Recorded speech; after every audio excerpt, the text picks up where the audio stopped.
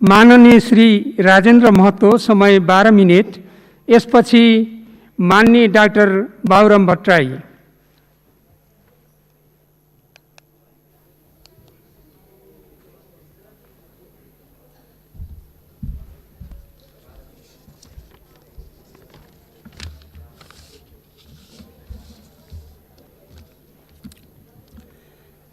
सम्मानीय सभामुख महोदय, बजेटमा बोल्नुपर्ने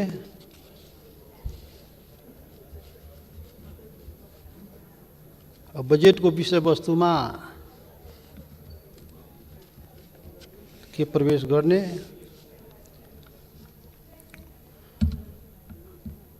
यो बजेट वास्तवमा कस्तो छ त्यो हेर्दाखेरि त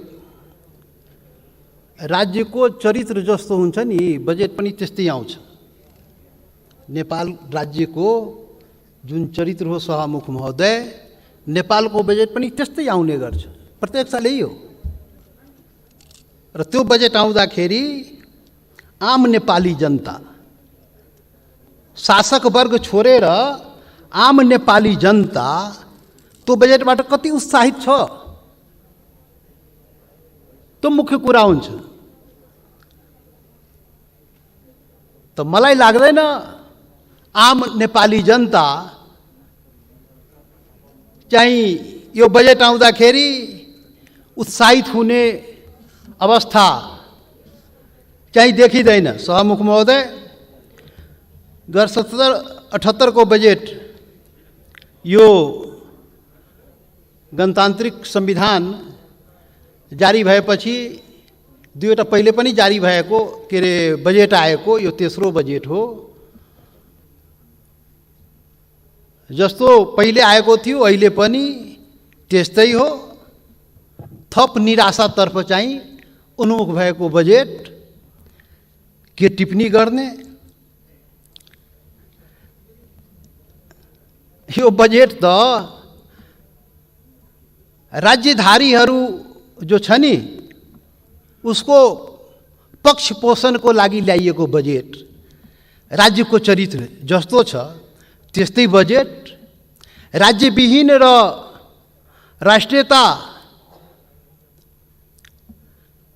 राज्यविहीन राष्ट्रियताहरूको लाई अझ सीमान्तकृत गर्ने, अझ कमजोर गर्ने प्रकारको बजेट आउने गर्छ। यो पनि राज्यको चरित्र अनुसार नै आउने हो, त्यस्तै त बजेट हो। र यो औपनिवेशिक योजनाको निरन्तरता बाहेक अरू केही पनि भन्न सकिन्न। यसलाई आधुनिक राज्यको उदय भएपछि सभामुख महोदय, विश्व राजनीति मुख्य रूपले दुई भागमा विभाजित भएको हो। एउटा सीमित संख्यामा राज्यधारी अल्पमतमा भए पनि बहुमतमा रहने, अल्पमत भए पनि शासनमा रहने, सत्ता पक्ष शासन पक्षमा रहने। अर्को चाहिँ अधिकांश राज्यविहीन जनता जो बहुमतमा भए पनि विपक्षमा रहने। बहुमत जनता विपक्षमा रहने, अल्पमत को शासन हुने, यो चरित्र चाहिँ आधुनिक राज्यको उदयपछि यसरी विभक्त भएको देखिन्छ। गणतन्त्र लोकतन्त्र भए पनि अल्पमतले बहुमतमाथि शासन गरिरहेको हुन्छ। नेपालमा पनि त्यही भइरहेको छ नि। के भइरहेको छ? आदिवासी जनजाति त्यत्रो संख्या त्यसमाथि शासन, मधेसी त्यत्रो संख्या त्यसमाथि शासन, दलित त्यत्रो संख्या त्यसमाथि शासन। यही त भइरहेछ।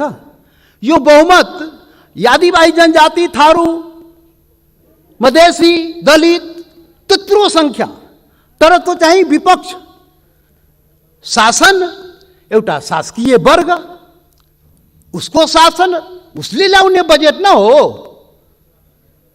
त त्यही त यहाँ पनि भइरहेको हो। अनि सत्ताधारीहरू चाहिँ आफू चाहिँ श्रेष्ठ, विजेता भएको चाहिँ दाबी गर्ने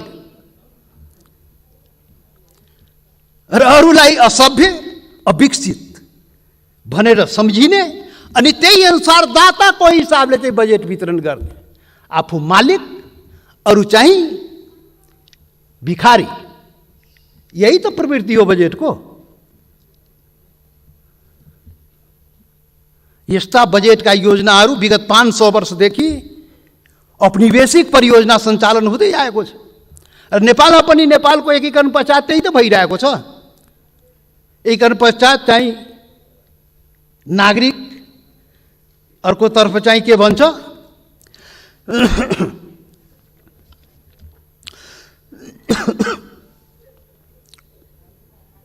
सामन्ती प्रथा।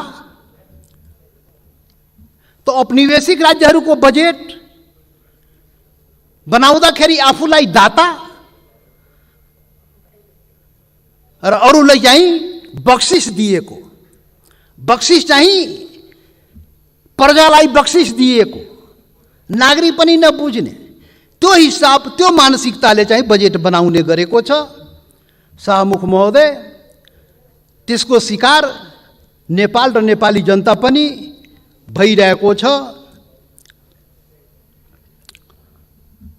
अब यो चरित्र हो राज्यको, त्यही चरित्रको आधारमा यहाँ चाहिँ बजेटहरू निर्माण हुने गरेको छ। यो पनि र यसबाट चाहिँ नेपालको बजेट पनि नेपालको राज्यको शासन जस्तो हो। यहाँ बजेट पनि त्यही हिसाबले आउने गरेको छ। शाहमुख महोदय, वास्तवमा भन्ने हो भने गणतन्त्रमा, लोकतन्त्रमा राज्य र नागरिक बीचको राजनीतिक रूपमा 5 आयाम हुन्छ। शाहमुख महोदय, एउटा सम्बद्धता हुन्छ, एउटा वफादारी हुन्छ, एउटा मालकियत हुन्छ, एउटा सहभागिता हुन्छ अनि एउटा सम्मान हुन्छ। अब मलाई बताउनुस्, यो 5वटा जुन आयाम हो, यो लोकतान्त्रिक गणतान्त्रिक अवस्थामा राज्य र नागरिकको बीचमा यो जुन 5 आयामको अवस्था नेपालमा कस्तो छ? के छ? नागरिकले राज्यबाट सम्मान पाएको छ, राज्यबाट सहभागिता, शासनमा सबै सहभागिता पाएको छ, मल्कियतको अनुभूति भएको छ सबैलाई र राज्यले जनताप्रति वफादारी गरेको छ। यो सबै कुरा नागरिक र राज्यको बीचको जुन आयाम हो त्यो चाहिँ भइरहेको छैन। त्यसैले यो चाहिँ राज्यको चरित्र जस्तो छ त्यस्तै चाहिँ उसको गतिविधि हुन्छ। उसले नियम बनाउँछ, कानुन बनाउँछ, संविधान बनाउँछ, बजेट बनाउँछ, शासन गर्छ, व्यवहार गर्छ र यही नेपालमा चाहिँ भइरहेको छ। यहाँ बहुसंख्यक जनता, आदिवासी जनजाति, मधेसी, थारू, दलित को संख्या तो चाहिँ पीडित भएर बस्नुपर्ने नेपालमा र यहाँका शासक वर्गीय केही अल्पसंख्यक शासक भएर हामीलाई दान दिनुपर्ने। यो बजेट भनेको त्यही हो। के कमेन्ट गर्ने? के बजेटमा हामी विश्लेषण गर्ने हो? त्यसैले शाहमुख महोदय, प्रत्येक वर्ष यस्तै चाहिँ यही चरित्रबाट बजेट जारी हुने हो। अहिले अब कोरोनाबाट भनौँ नि शाहमुख महोदय, पुरै दुनिया नै आतंकके आक्रान्त छ। हाम्रो नेपाल, हामी नेपाली पनि के अरे त्यस्तो आक्रान्त भइरहेको अवस्थामा यो बजेट आयो। यो महामारीको सङ्कटमा जनताको स्वास्थ्यको रक्षा को कसरी गर्छु त्यो पनि पुरै ग्यारेन्टी छैन। अझै यो संक्रमण बढ्यो भने यो देशले धान्न, यो बजेटले धान्न सक्छ कि सक्दैन? दृष्टि नै पुर्याएको छैन।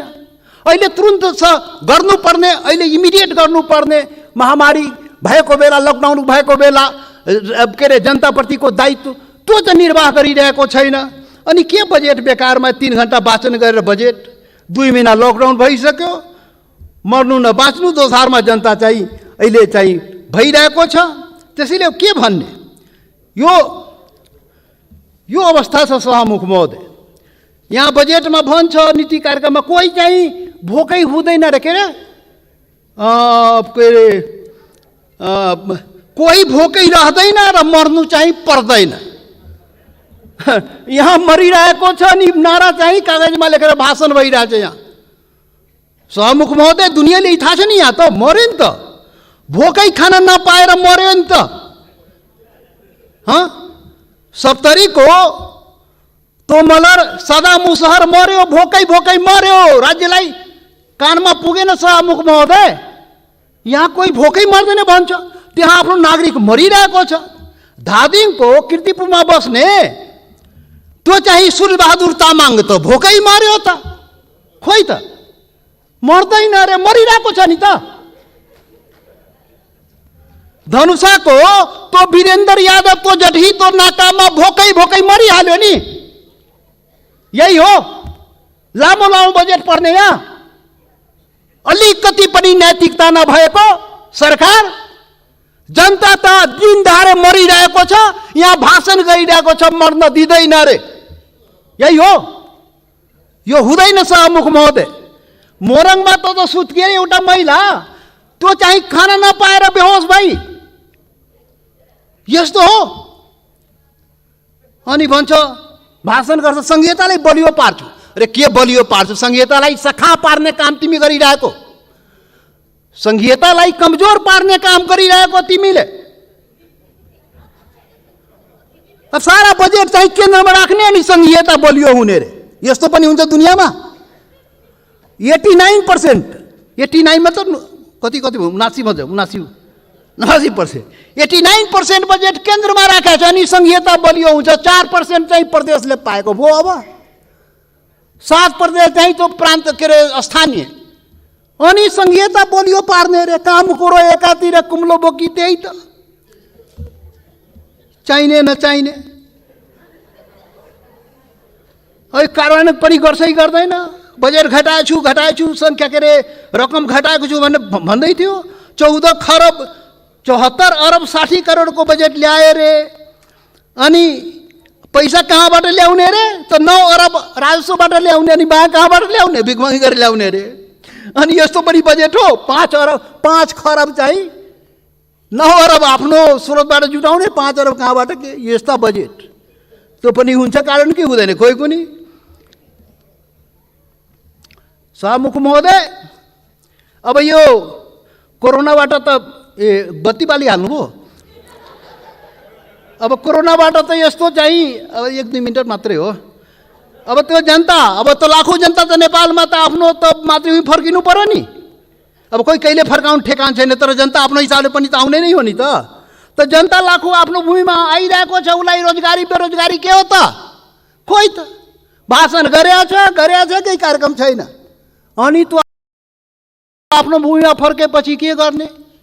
खान पाएन भने के हुन्छ? यहाँ लुटपाट आतंक, यसैको लागि सरकार बस्या हो सभामुख महोदय। अनि कृषि, अब कृषि त भगवान आकाशबाट पानी पर्यो भने कृषि हुने, न त नहुने, यस्तो हो। अनि त्यो मधेसको त्यो कृषिवाला जमिन त सब त्यो भइसक्यो, मरुभूमि हुन लागिसक्यो। चुरो खोइ संरक्षण भएको त? चुरे विनाश, अनि कृषि पनि सखाप, अनि जनता के गरी बाँच्ने होला खोइ कुनी। अनि समृद्धिको लागि वन, एउटा वन थियो हरियो वन नेपालको धन, त्यो सखाप। त्यो राजमार्ग बनाउनु पर्ने त्यो मधेसमा, त्यत्रो खाली जमिन, त्यो हुलाकी सडक थियो राजमार्ग बनाउनु पर्ने। यो नस्लीय चिन्तन सोच त पुरै जङ्गलै साफ गरिदियो, पुरै जङ्गल काटनी गरे, त्यहाँ राजमार्ग बनाइदियो, पहाडबाट 30 लाख मान्छे लगेर बसाइदियो। यही हो राष्ट्रवाद भनेको, नेपालको यही खोखला राष्ट्रवाद, यही हो। यसरी देश चल्ने हो सभामुख महोदय। अनि फेरि सुकुम्बासी आयोग बनाएको छ। हुन बद्दो हुकुमबासी के गर्ने कोही ठेकान छैन। त्यो सुकुम्बासी आयोग चाहिँ त्यो मधेसको त्यो जङ्गल फलानी गरेर लाखौँ बिघा जग्गा निस्क्यो, त्यहाँ त्यो जङ्गल फलानी गरेर त्यो मधेसको जग्गा र एउटा पनि त्यहाँ मधेसको गरिब चाहिँ मुसर चमार डोम दुसा जो छ हाम्रो जमिन भूमिहीन गरिब, 1 कट्ठा 1 धुर जमिन पाएन सभामुख महोदय। मान्य सदस्य, मैले 2 मिनट थपिसकेँ। अब सकिन लाग्यो, बस 1 मिनट। अब सभामुख महोदय, यो सुकुम्बासी आयोग फेरि त्यही गर्ने होला नि त। बढी पिटाइ लाग्छ योपालि यो यस्तो गर्यो भने सभामुख महोदय, जनता छोड्नेवाला छैन। त्यसैले यो चाहिँ यो गडबड काम गर्न पाइँदैन। जनताको पानी र जनताको लगानी कहाँ? जनताकोसँग पैसै छैन, के लगानी हुन्छ? यस्तो नारा दिने हो त? जनता त खान पाएको छैन, जनता लगानी गर्ने र जनताको पानी जनताको लगानी। सैकड़ों वर्षदेखि त्यो पानी गएको गए, वाटर डलर व्हाइट गोल्ड गएको भए जनता चाहिँ कंगालको कंगाल, खान पाएको छैन। दुनियाँको गरिब राष्ट्रको दर्जामा नेपाल बस्नुपर्ने, यही हो शासन, यही हो बजेट। त्यसैले यो नस्लीय चिन्तन सोच जबसम्म नेपालमा रहन्छ, जबसम्म यस्ता शासन रहन्छ, तबसम्म नेपालीले दुःख भोग्नुपर्छ।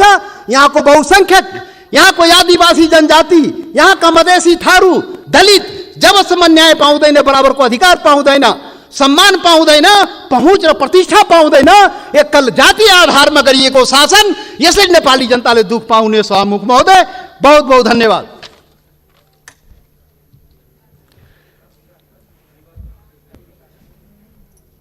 माननीय डाक्टर बाबुराम भट्टराई, यसपछि माननीय दुर्गा पौडेल।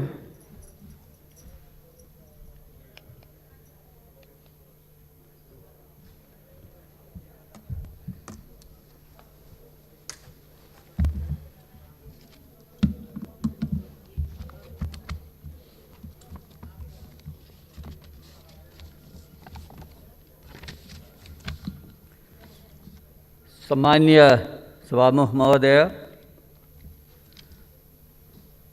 2/3 करिब बहुमत प्राप्त सरकारले लगातार 3 वर्षसम्म बजेट प्रस्तुत गर्ने अवसर प्राप्त गरेको छ। यो एउटा विरलै अवसर हो र माननीय अर्थमन्त्रीजीले 3 वर्षसम्म यी बजेट प्रस्तुत गर्दै आउनुभएको छ र यो विशिष्ट अवसर प्राप्त गर्नुभएकोमा म उहाँलाई बधाई ज्ञापन गर्न चाहन्छु।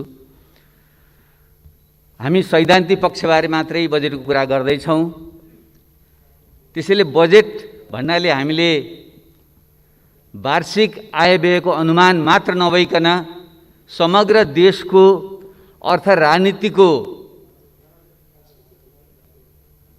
विश्लेषण र त्यसको आगामी कार्यदिशा प्रक्षेपण गर्ने एउटा दस्तावेज पनि हो। त्यस हिसाबले हेर्दा अहिलेको यो घडी विज्ञहरूले, विचारकहरूले भन्दैछन् once in a century movement, अर्थात् एक शताब्दीमा एकचोटि आउने अवसर भनिरहेका छन्। त्यो कोरोना महाव्याधिका कारणले एकातिर हो भने हाम्रो निम्ति थप र अत्यन्त अल्प विकसित तेस्रो विश्वको स्तरमा, जसको प्रति व्यक्ति आम्दानी खालि $1000 जति मात्रै छ, जबकि विश्वको औसत आम्दानी $11,000 पुगिसक्यो, त्यहाँबाट हाम्रै जीवनकालमा हामीले पहिलो विश्वको स्तरमा पुग्नु छ। यी दुईटा ठुला चुनौती सामना गर्ने बजेट त्यो ढङ्गले आयो कि आएन, हामीले मूल्याङ्कन गर्ने सायद त्यो ढङ्गले नै हुनुपर्छ।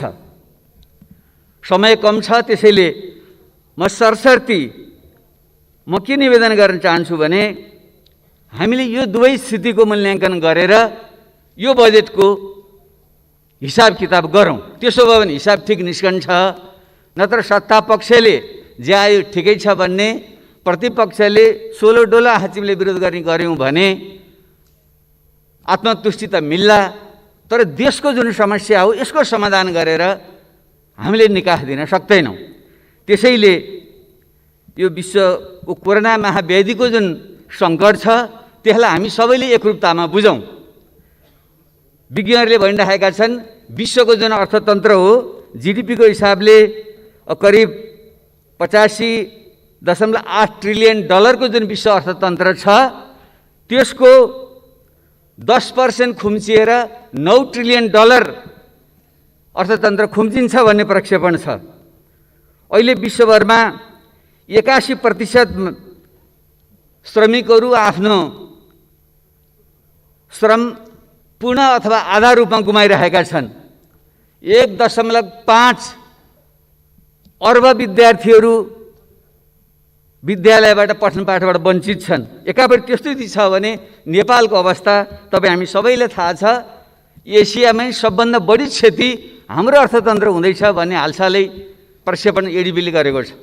13.6% हाम्रो अर्थतन्त्र खुम्चिन्छ। त्यो भनेको यसै त लिखा जस्तो सानो हामी त्यसको पनि बोसो काटेपछि के रहन्छ? करिब 37 खर्ब रुपियाँ बराबरको जिडिपीमा करिब 4.5 खर्ब सङ्कुचन हुन्छ भन्ने अनुमान छ। र हाम्रो अर्थमन्त्रीले 2.3% को वृद्धिको जुन प्रक्षेपण गर्नुभयो यो हाम्रो CBSको प्रक्षेपण हो। तर IMFले 1% भनेको छ र विश्व ब्याङ्कले 1.7% भनेको छ। त्यसैले आगामी दिन भयावह हुनेवाला छ। यसको बिचमा पनि अर्थमन्त्रीजीले समष्टिगत आर्थिक स्थायित्व अधिकांश सूचकहरू सकारात्मक छन् भन्नुभएको छ। अब यो कसरी भन्नुभयो?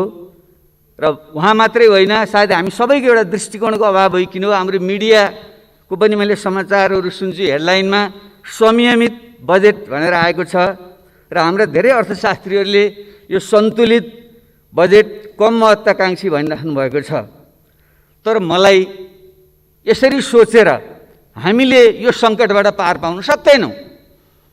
त्यसैले हामीले आत्मसाक्षी राखेर भन्नुपर्छ यो बजेटले सामान्यतया गरेको छ, केही गरेन भन्न हुँदैन। म अर्थमन्त्रीको सम्मान गर्छु। हामीमध्ये भएका अहिलेका अर्थशास्त्रीहरूमध्ये सायद यो हाउसमा भएका विज्ञहरूमध्ये 1 नम्बर नै उहाँ हो विज्ञताको हिसाबले। त्यसले उहाँको म सम्मान गर्छु। तर यो सङ्कट समाधान गर्ने यो घडीमा जुन आउनु पर्थ्यो त्यो ढङ्ग आएन। यो परम्परागत ढङ्गले नै यो आयो भन्ने मलाई लाग्छ।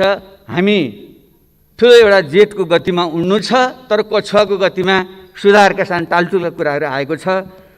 यो पर्याप्त छैन। त्यसैले यो किन यसरी निरन्तरको बजेट कहाँ चुक्यो? म अलिकति सुझावमूलक ढङ्गले अगाडि बढ्न चाहन्छु। पहिलो कुरो त विचारको प्रष्टता हो। हाम्रो समाज कहाँ छ, यो अर्थतन्त्रको स्वरूप के हो भन्ने विषयमा प्रष्टता हुनु पर्यो।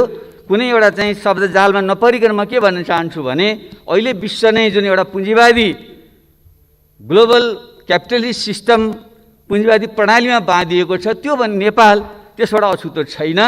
हामी यो प्रकारको किनारा पुँजीवाद पेरिफेरल क्यापिटलिजमको अवस्थामा छौँ। औपचारिक ढङ्गले विश्व अर्थतन्त्रसँग जोडिएको नेपालको राजनीतिक उपरिसंरचनामा पनि एउटा लोकतान्त्रिक पुँजीवादी परिवर्तन आएको कारणले स्वतःमा पुँजीवाद रूपमा बाहिर त पुँजीवाद छ, तर त्यसको अन्तर्यमा आर्थिक सामाजिक शान्ति रूपान्तरण त्यो ढङ्गले भएको छैन। त्यसैले यो विकृत छ, परनिर्भर छ। यसलाई हामीले कसरी राष्ट्रिय औद्योगिक पुँजीवादमा परिणत गर्दै समाजवादको बिउ रोप्ने कसरी जाने भन्ने अहिलेको प्रश्न हो। त्यसले यसमा मैले पोहोर साल पनि सुझाव दिएको थिएँ। अर्थमन्त्रीजी, सायद हामी सबै अलिकति अलमल्ली राखेका छौँ। एउटा मार्क्सवादी समाजवादी धार समात्नेहरूले राज्यलाई सबै थोक भनिराख्नु खोज्ने र अर्को नव उदारवादी धारले फेरि बजारै सबै थोकको राज्य घटाउनुपर्छ भन्ने यस्तो मुढाग्रहबाट हामी दुवै पक्ष मुक्त हुनु पर्यो। त्यसैले यो बजेट चाहिँ त्यसको अलमलमा अहिले पनि परेको छ। वैचारिक समस्या एउटा त्यहाँनिर छ। यसबारे हामी छलफल गर्न सक्छौँ। अब के त हामीले कुन मोडेल लिने हो त भन्दाखेरि थुप्रै देशका हामीले आफ्नै विशेषतामा जाने हो। म चाहिँ यो पूर्वी एसियाली मोडेल नै हाम्रो निम्ति तत्कालको निम्ति उपयुक्त छ। पुरै बजारलाई छोड्ने पश्चिमा पुँजीवादी मोडेल पनि हाम्रो निम्ति उपयुक्त छैन।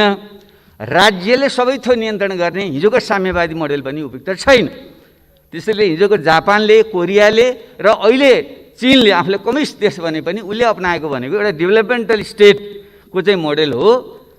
राज्य र बजारको चाहिँ एउटा समन्वय भूमिका राख्ने मोडेल त्यो हो। र त्यसले चाहिँ एउटा क्षेत्रगत हिसाबले जोड दिने कुरा पनि के भन्छ भने हामीले सबभन्दा पहिले कृषिकै आधुनिकीकरण वैज्ञानिकरण गर्नुपर्छ, त्यसको जगमा उद्योग धन्दाको विकास गर्नुपर्छ र त्यसको जगमा सेवा प्रविधि लगायतको चाहिँ विकास गर्नुपर्छ। यही क्रममा नै त्यो जान्छ। नेपालको सन्दर्भमा त्यो मेल खान्छ। त्यसैले म मान्य अर्थमन्त्रीले पक्कै पढ्नुभएको छ, मलाई स्मरण गराउन चाहन्छु। जो स्टुडवेलले लेखेको प्रसिद्ध पुस्तक छ, करिब 6-7 वर्ष पुरानो हो, how Asia works, success and failure in the world most dynamic region भन्ने पुस्तक मलाई अत्यन्त सामयिक लाग्छ। यो सन्दर्भ सामग्री बनोस् भन्ने म आग्रह गर्न चाहन्छु। अब यो अरू अर्थमा कसरी परम्परावादी छ, समस्या कहाँ छ भन्दा तपाईँहरू राजस्व जुन हामीले चाहिँ व्ययको निम्ति खर्च आफ्नो आम्दानीको स्रोतको जुन मूल्याङ्कन गर्छौँ त्यो हेर्नुभयो भने विगत 20-25 वर्ष यतामा खासै तात्विक अन्तर छैन। हाम्रो चाहिँ राजस्वको मुख्य स्रोत अहिले पनि आयात व्यापारमुखी छ। त्यसको भ्याट, अन्तशुल्क, भन्सार कर जोड्दाखेरि करिब 43% त्यसबाट अनुमान गरिएको छ। पोहोर पनि त्यति नै थियो। र अर्को विदेशी ऋण, स्वदेशी ऋण र अनुदानबाट हामीले पोहोर साल पनि करिब 30%, अहिले करिब 35% अनुमान गरेका छौँ। यी दुईटा जोड्नु हो भने 70-75% त हाम्रो यस्तो बाह्य व्यापार अथवा ऋण अनुदान सहयोगमा हामी आश्रित छौँ। र आन्तरिक हाम्रो राजस्वको बडा अचम्म लाग्यो तपाईँहरूलाई। मैले कोट्याएर हेरेँ, जो हामीले मद्यपान, धुम्रपान गर्छौँ त्यसमा जुन शुल्क लगाउँछौँ त्यो शुल्कले हाम्रो पोहोर साल 44%, अहिले 5% राजस्व दिएर छ। यसरी जम्मा 80% हामी कि त विदेशी व्यापारमा, कि विदेशीको सहयोगमा, कि त चुरोट र रक्सी बेचेर त्यसबाट आएको आम्दानीमा 80% हाम्रो आम्दानी भएपछि त्यसले बन्ने अर्थतन्त्र के होला भने योमा परिवर्तन आएन। अब खर्चको स्थिति के छ भनेर हामीले हेऱ्यौँ भने त्यो पनि 20-25 वर्षदेखि यता करिब उस्तै आउँछ। गत वर्ष र अहिलेको तुलना गर्दा साथीले हेरिसक्नु भयो होला मान्यज्यूहरूले, साधारण खर्च पोहोर 62% थियो, अहिले बढेर 64.4 भएको छ। विकास खर्च पोहोर 26 समथिङ थियो, अहिले 23 समथिङ भएको छ, झरेको छ। र ऋण भुक्तानी पोहोर करिब 11% थियो, अहिले 12% छ। उस्तै छ, हामी जहाँको त्यहीँ छौँ। हामी दौडिएर जस्तो लाग्छ, चक्रपथमा जति घुम्यौँ त्यहीँ घुमिराख्ने हो, हामी घुमिरहेका छौँ त्यहीँ। अब हामी वित्तीय संहितामा गइसक्यौँ। हामीले तल बलियो पार्नुपर्ने अहिले पनि के छ, अहिले पनि माथि नै छ हाम्रो वित्तीय। हेर्नुभयो भने यो 3 वर्षको अर्थमन्त्री जुन पेश गर्नुभएको छ, पहिलो वर्ष सङ्घमा 77 प्रदेश 77%, दोस्रो वर्ष 80% र अहिले 75% सङ्घमा राख्नु भएको छ। प्रदेशमा पहिलो वर्ष 23%, दोस्रो वर्ष 20% र अहिले अलिकति बढेर त्यो 25% भएको छ। भने पनि सारमा अहिले पनि त 75%भन्दा बढी केन्द्रमा राखेर कसरी हुन्छ? कमसेकम त्यसलाई हामीले 20%, 50% केन्द्रमा राखौँ, सङ्घमा राखौँ, 20% प्रदेशमा पठाइदिउँ, 30% स्थानीय तह पठाउँ। त्यसो भए पो तल बलियो होला भन्ने मलाई लाग्छ। र जुन अरू विवरणहरू छन्, मन्त्रालयहरूका पुरानै थुप्रै कार्यक्रमहरू दोहोरिएर आएका छन्, त्यसैले यो पुरानकै निरन्तरता हो। अब गत वर्षको र अहिलेको स्थितिमा आएको चाहिँ कोभिड-19 मुख्य समस्या भएको हुनाले स्वास्थ्य क्षेत्रमा जीवनको प्रश्न भएको, बाँच्न पाउने अधिकार नै प्रमुख चिज भएको हुनाले त्यसमा फोकस हुनु पर्थ्यो। सैद्धान्तिक रूपमा त्यो भएको छ, भएन म भन्दिनँ। तर त्यसको समाधान के त भन्नेको राम्रो योजना बनिएको छ। केन्द्रमा हस्पिटल, प्रदेशका हस्पिटल, स्थानीय तहको बनिएको राम्रै छ। तर के त्यही अनुसार हामीले बजेट विनियोजन गऱ्यौँ त भनेर हेर्दा स्वास्थ्य क्षेत्रको बजेट विनियोजन गत वर्ष 4.84% थियो, 68.78%। यो वर्ष 90 अर्ब भएको छ, त्यो भनेको 6.1% हो। जबकि स्वास्थ्य क्षेत्रमा कमसेकम 10% लगानी गर्नुपर्छ भन्ने मान्यता छ। हामी त्यसको आधा पनि पुगिरहेका छैनौँ।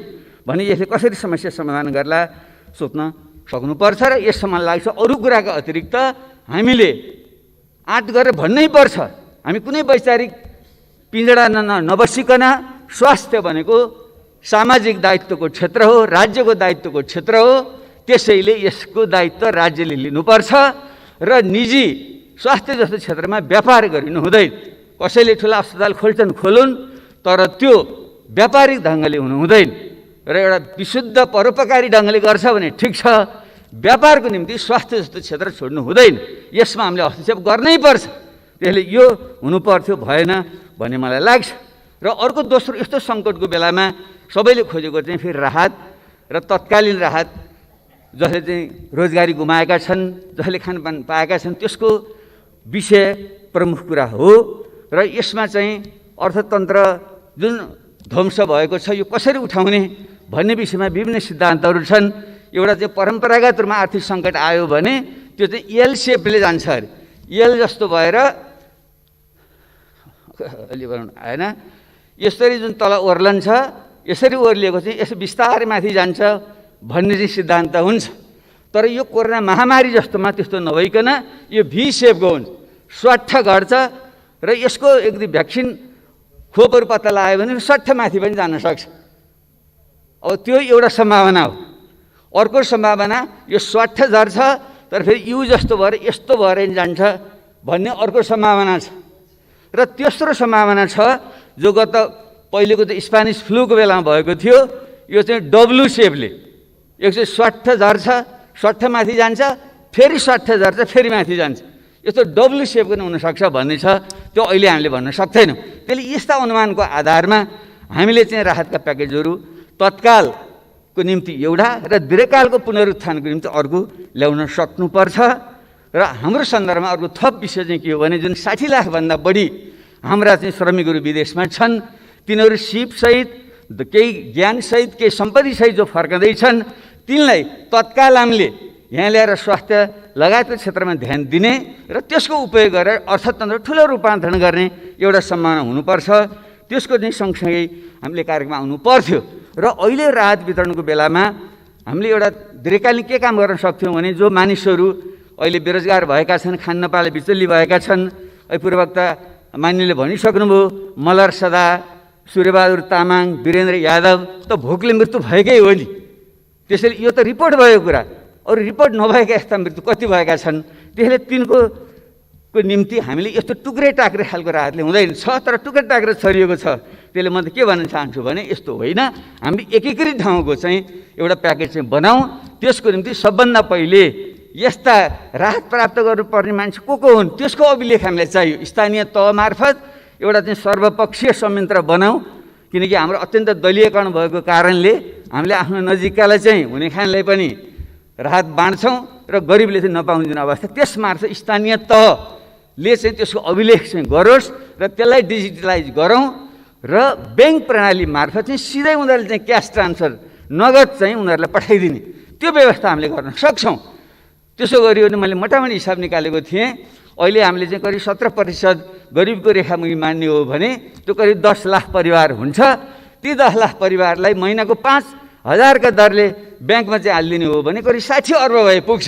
जबकि 1 खर्बभन्दा बढी हामीले अहिले यो सामाजिक सुरक्षामा खर्च गरिराखेका छौँ। त्यसले त्यसैमा यही रकमभित्रबाट त्यो व्यवस्थापन हुनसक्छ। उदाहरणको निम्ति हामीले वृद्ध भत्ता दिएर मेरो बालाई वृद्ध भत्ता किन चाहियो भने त्यो रोक्न सक्यो भने त अर्को मान्छेले पाउँछ नि। त्यसैले एकीकृत ढङ्गले चाहिँ यसरी चाहिँ एउटा बनाएर हामी जान सक्यौँ भने त्यो हुनसक्छ। त्यसका निम्ति धेरै मोडेलहरू छन्, म अहिले त्यहाँनिर जान चाहिनँ।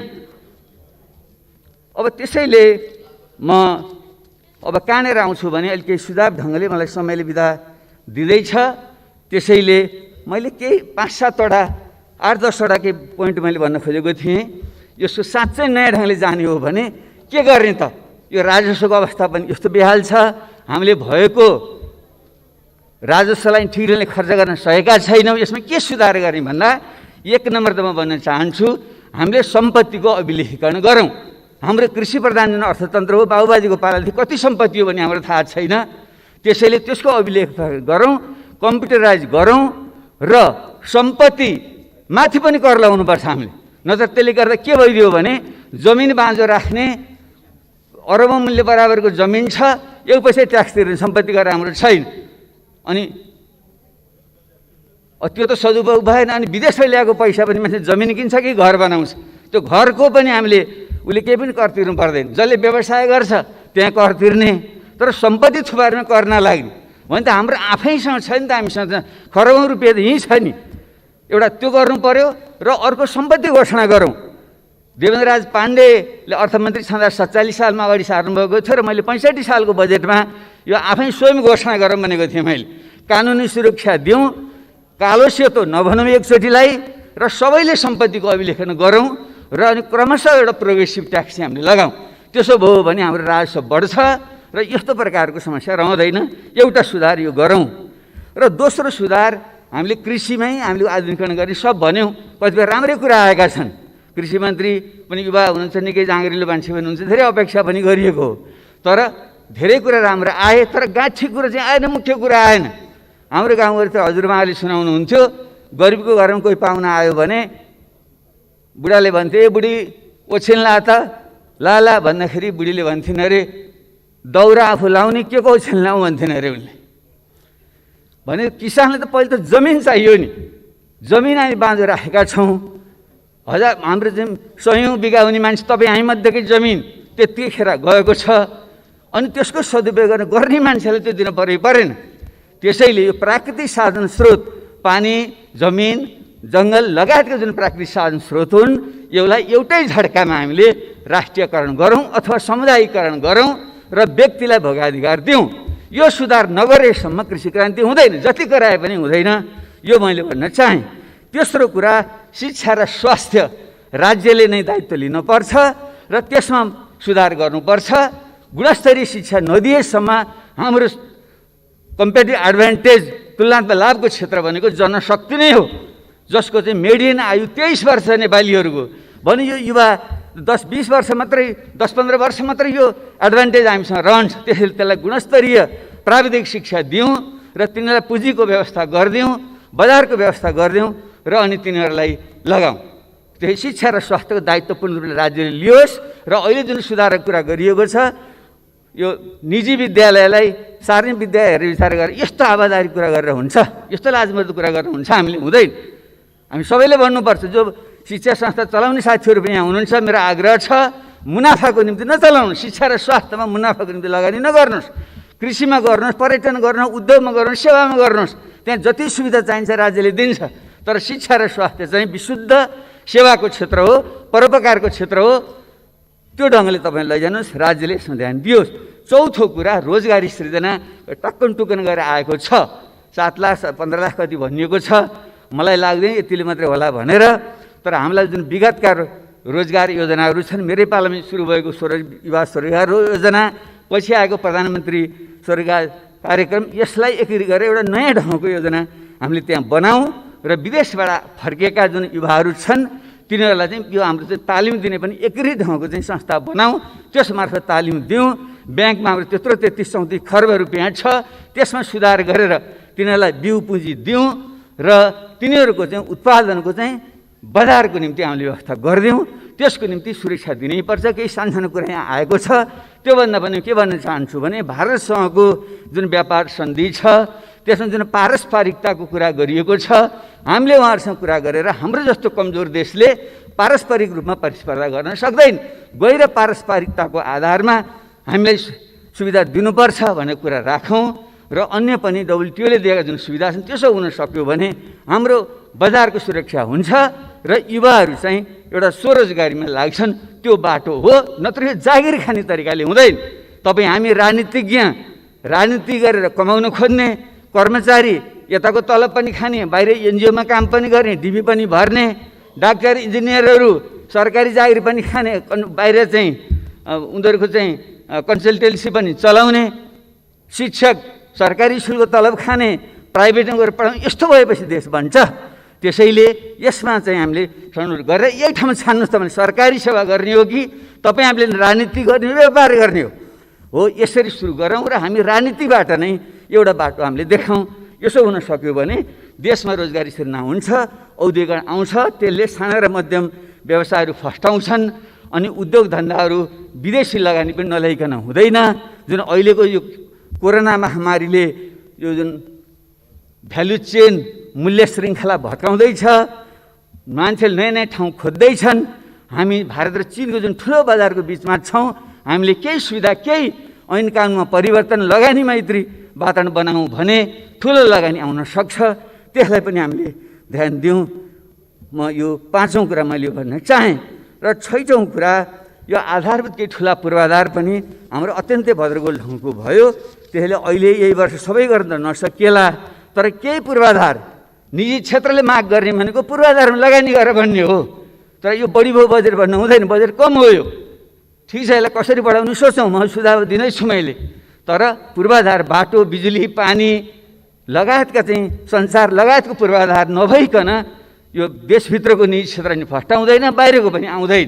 त्यसैले यसको एउटा मास्टर प्लानै हामीले बनाऊँ र केन्द्रले एउटा गाइडलाइन दियोस् र प्रदेश र स्थानीय तहले आफ्नो विशेषतामा त्यहाँका भौतिक पूर्वाधारहरू विकास गरौँ। त्यसो भने हुन्छ। र काठमाडौँ उपत्यका जस्तो काठमाडौँ, ललितपुर, भक्तपुर, कीर्तिपुर, ठिमी लगायत यस्तो सांस्कृतिक सम्पदा भएको ठाउँ हामीले बर्बाद गर्दैछौँ। त्यसले अब यहाँ काठमाडौँमा फेरि नयाँ सहर बसाल्ने होइन। होइन, हामीले फास्ट ट्र्याक बरु छिटो बनाऊँ र त्यसको भने कन्जेक्सन चाहिँ उता हेटुँडा उतापट्टि सर्छ। यहाँ जुन 4वटा सहर बनाउने भन्ने कुरा छ त्यो गर्नु भएन। यो खोकना बुङमतीका केही साथीहरूले आएर अस्ति मलाई एउटा चाहिँ जानकारी दिएर जानुभयो र त्यहाँ चाहिँ फास्ट ट्र्याक पनि त्यहीँबाट सुरु हुने, बागमती करिडोर त्यहीँबाट सुरु हुने, बाह्य चक्रपथ त्यहीँबाट सुरु हुने, 132 केबी लाइन त्यहीँबाट जाने, स्मार्ट सिटी त्यहीँ बनाउने भएपछि बुङमती जस्तो चाहिँ एउटा ऐतिहासिक ठाउँ त्यहाँ के हुन्छ। त्यसैले यसलाई चाहिँ हामीले यो विकास र संरक्षणको चाहिँ एउटा सन्तुलन मिलाउँ। काठमाडौँमा अब बढी सहर बसाल्ने काम हामीले चाहिँ नगरौँ। यो ढङ्गले चाहिँ हामी जाउँ, पूर्वाधारमा यसरी ध्यान पुगोस् भन्ने म आग्रह गर्न चाहन्छु। र त्यसपछि अर्को एकीकृत सामाजिक सुरक्षा प्रणालीकै कुरा हो, मैले भनिसकेँ। यो नोबेल पुरस्कार विजेता दम्पति जो बनर्जी र डुफ्लोले एउटा मोडल तयार गर्नुभएको छ। उहाँले युबिआई भन्नुहुन्छ, युनिभर्सल अल्ट्रा बेसिक इन्कम। एउटा युनिभर्सल बेसिक इन्कम सबैलाई आधारभूत आम्दानी दिने भने त विकसित देश फिनल्यान्ड लगायतमा आएको छ। तर हाम्रो जस्तो देशमा त्यसलाई सुधार गरेर जो न्यूनतम जीविकाको निम्ति आवश्यक हुन्छ त्यसको हिसाब गरेर त्यो चाहिँ हामी सबैलाई ब्याङ्क च्यानलमा दिने व्यवस्था चाहिँ हामीले गरौँ। त्यसो नगरेसम्म यो टुक्रा टाक्री बाँडेर हुँदैन, पाउनु पर्ने पाइरहेको छैन। खास गरी दलित, महिला, जनजाति, मुस्लिम अरू जति जुन गरिबीको रेखामुनि जुन बढी छन्, श्रमिकहरू, साना किसानहरू, तिनले त्यो पाउन सक्दैनन्। र मुख्य रूपमा हामीले चाहिँ यो चाहिँ यसको सुधारहरू गर्दा एउटा सुधार हामीले गर्नुपर्ने क्षेत्र भनेको यो हाम्रो जुन जातपात प्रथा छ, पछि दलित भनेर हेप्ने वर्गीकरण गर्ने जुन वर्णाश्रम प्रस्था छ त्यो भएसम्म सामाजिक न्याय पनि हुँदैन। र वर्णाश्रम व्यवस्थालाई हामीले नफेरेसम्म हाम्रो चाहिँ श्रम गर्ने संस्कार पनि आउँदैन। अलिकति पढे लेखा बाहुनु भने नि हामी जस्ता मान्छे श्रम गर्न हुन्न भनेर हामी बस्ने, उपदेश दिएर हामी बस्ने। क्षेत्रीयहरू कुनै बेला लडाइँ लड्थ्यो होलान्, राज्य विस्तारमा अहिले त्यो काम छैन, उनीहरू पनि लडाइँ भने अर्कोले गरेर खाएर बस्ने। अब जुन वैश्यहरू भनेको बन्द व्यापार त थोरै मान्छेले गर्छ, हिजो थोरै थियो र बन्द व्यापार गर्छ, सबैले बन्द व्यापार गरे पनि पुग्दैन, त्यो वैश्य भनेर पनि पुग्दैन। अनि जो गर्ने हो, श्रम गर्ने हो, सिप भएको हो, त्यसलाई चाहिँ दलित भनेर अनि हेपेपछि अनि विकास हुन्छ। त्यसले मेरो त एउटा प्रस्ताव छ। दलित शब्द प्रयोग अरू के गरौँ भन्नुहुन्थ्यो साथीहरूले, विवाद भयो।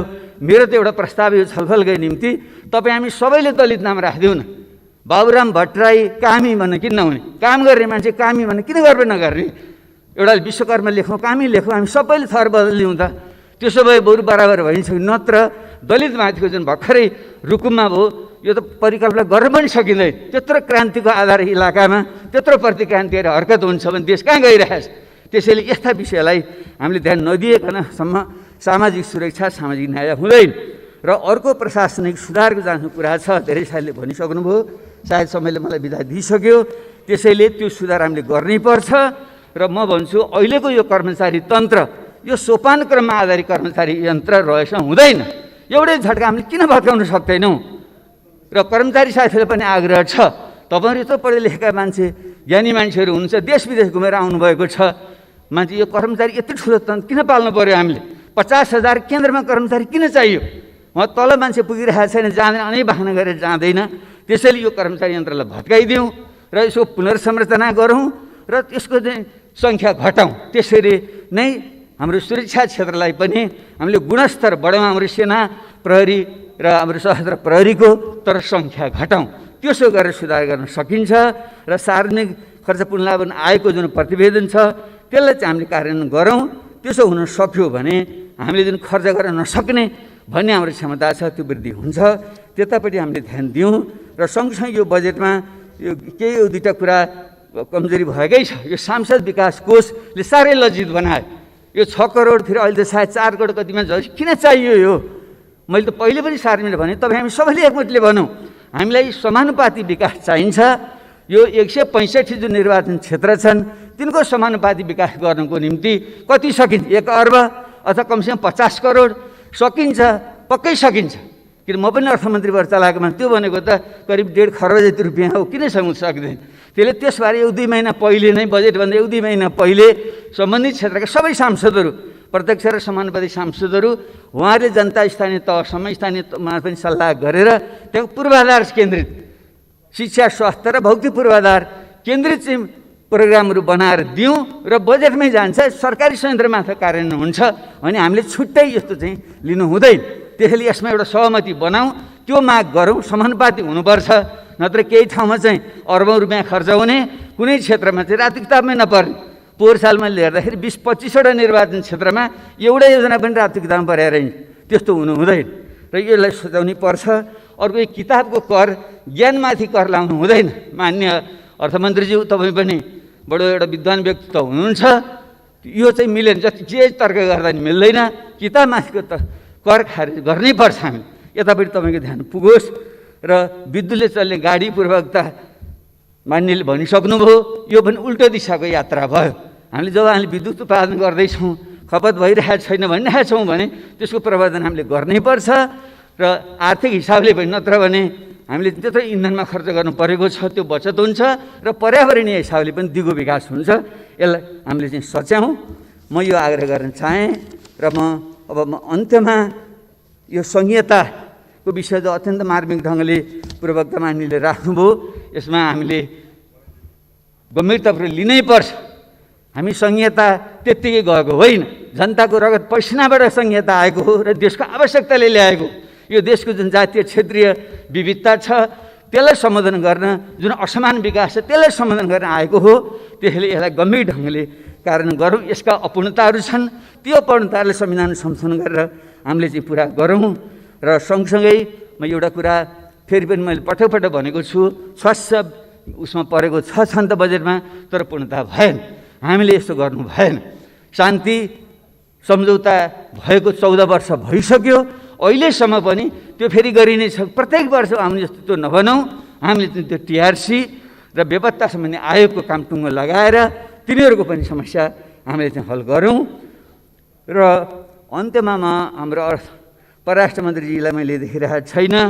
हाम्रो देशको साँच्चै नै विकास गर्ने हो भने अब हामीले भारत र चीन बिचको जुन हाम्रो अवस्थिति छ, चीनको पहिलो अर्थतन्त्र हुँदैछ, भारत तेस्रो अर्थतन्त्र हुँदै, यसको बिचमा रहेर हाम्रो भूराजनीतिलाई सन्तुलन गर्न नसकेसम्म हुँदैन। एकापट्टि हाम्रो भौगोलिक अखण्डता, सार्वभौमसत्ता, स्वाधीनताको रक्षा गर्नु छ। यो भूखण्डकै सबभन्दा पुरानो राज्य हुनाले त्यसमा हाम्रो गर्व छ, नेपालीत्वमाथि हामी सबै गर्व छ। तर यसलाई चाहिँ हामीले साँच्चै रक्षा गर्ने हो भने एउटा त यो भूराजनीतिको सन्तुलन मिलाउने स्पष्ट नीति हामीले एउटा बनाऊँ। र यसको निम्ति म फेरि पनि एउटा उदाहरण, एउटा रेफरेन्स मैले दिन चाहन्छु। आजै मैले पढेँ यो ज्यारेड डायमन्डको किताब अपहिभल भन्ने उनले लेखेका छन्। र त्यस upheaval how nations cope with crisis in change भनेर 7वटा देशहरू, America, Japan, Germany, Finland, Chile, Australia लगायतका देशहरूले कसरी आफ्नो सङ्कटबाट पार गरेर आफ्नो देशलाई अगाडि बढाए भनेका छन्। तीमध्ये फिनल्यान्ड जस्तो जो अमेरिकाको यो रुसको चाहिँ पुरै अर्ध उपनिवेशवाद भएर बस्यो। दोस्रो विश्वयुद्धमा को ताका त्यति बेला स्टालिनले झन्डै त्यसलाई खाइसकेका थिए।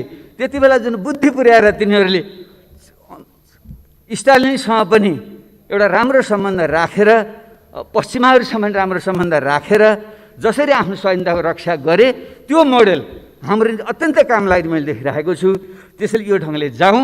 अहिले हाम्रो जुन लिपुले, कालापानी लगायतको क्षेत्रको सुगौली सन्धिले हामीले दिएको हाम्रो भूभाग हो, त्यसमा कुनै विवाद छैन। आमा र मातृभूमि प्रतिको लोयल्टी नहुने मान्छे हुँदैन। त्यसैले त्यसमाथि हामीले शङ्का गर्नु हुँदैन। हाम्रा एउटै आमाका सन्तान मध्ये कोहीले आमालाई बढी माया गर्छ, म चाहिँ बढी गर्छु, भाइ बहिनीले गर्दैनन् भन्न मैले ठाने भने बुझ्नुपर्छ मेरो नियत खराब छ। मैले अंश बन्नमा हेराफेरि गर्दैछु। त्यस्तै एउटै देशका विभिन्न जाति समुदाय मध्ये एउटा देशभक्त अर्को देशद्रोही भन्न थाल्यौँ भने त्यहाँ बुझ्नुपर्छ। त्यहाँ पनि राष्ट्रिय भागभण्डाको कुरा, उसको अधिकारको भागभण्डा, पहिचानको भागभण्डाको कुरामा झेल हुँदैछ भनेर हामीले बुझ्नुपर्छ। हामी सबै देशभक्त हौँ। त्यसैले यस्तो विषयमा हामीले साझा सहमति बनाएर जुन नक्सा जारी भएको छ त्यो पहिले हुनु पर्थ्यो, ढिलै भए पनि भयो। अब त्यसको बारे हामीले हाम्रो चाहिँ जो संविधान संशोधन गरेर यसलाई वैधानिकता दिँदैछौँ, त्यसलाई हामी सबैले सर्वसम्मतिले पारित गर्ने वातावरण बनाऊँ। त्यसको निम्ति सबैको विश्वास लिउँ। खास गरी हाम्रो सीमा रक्षा गरेर बस्ने हाम्रा मधेसी थारू, दक्षिणका पूर्वका हाम्रा राई लिम्बूहरू, पश्चिमका खस, उत्तरका हाम्रा भोटे लामाहरू, उहाँहरू सबैलाई सम्मान दिएर उहाँको समेत सहभागितामा यो संविधान संशोधन गरेर पूर्णता दिउँ। त्यसो भने दिगो शान्ति हुन्छ। यिनै शब्दका साथ म यहाँहरूलाई आग्रह गर्न चाहन्छु, अब यो कमिलाको अथवा कछुवाको गतिले हुँदैन, हामीले एउटा तीव्र टेकअफ गर्नु छ। तपाईँ हामीले सबैले थाहा छ, हवाईजहाज उड्दाखेरि जब सुरुमा गुड्छ 240 देखि 285 किलोमिटर प्रति घन्टाको वेगमा कुदेपछि मात्रै त्यहाँ टेकअफ हुन्छ, उडान भर्छ। त्यसले हाम्रो अर्थतन्त्रलाई पनि त्यसरी उडान भर्ने हो भने हामीले साहस गर्नै पर्छ। हाम्रो शास्त्रमा पनि भनिएको छ, प्रारब्धते नखलु विघ्न भएन निचै, प्रारब्ध विघ्न विहता विरमन्ति मध्य, विघ्नै पुनः पुनरपि प्रतिहन्यमाना, प्रारब्धम उत्तम जना न परित्यजन्ति। अर्थात् जो सामान्य मान्छे हो ऊ चाहिँ विघ्न बाधाको डरले कामै सुरु गर्दैन। जो मध्यम खालको मान्छे हो ऊ चाहिँ अलिकति काम सुरु गर्छ, विघ्न बाधा आएपछि छोडिदिन्छ। तर जो उत्तम मान्छे हो जतिसुकै विघ्न बाधा आउँदा पनि त्यसलाई पूर्णतामा पुर्याएर छोड्छ। त्यसैले आज हामीलाई त्यस्तो साथ, त्यस्तो सोच चाहिएको छ र सत्य सोही कुरा गर्दा आक्षेप आउँछ, गालीगलौज हुन्छ, तर त्यसबाट डराउनु हुँदैन। प्लेटोले भनेका थिए, no one is more hated than you who speak the truth. त्यो मान्छे जति गाली गलौजहरू कसैले पनि खाँदैन जसले सत्य वचन बोल्छ। सत्य बोल्ने, सत्य काम गर्ने हिम्मत गरौँ, देश बन्छ। धन्यवाद।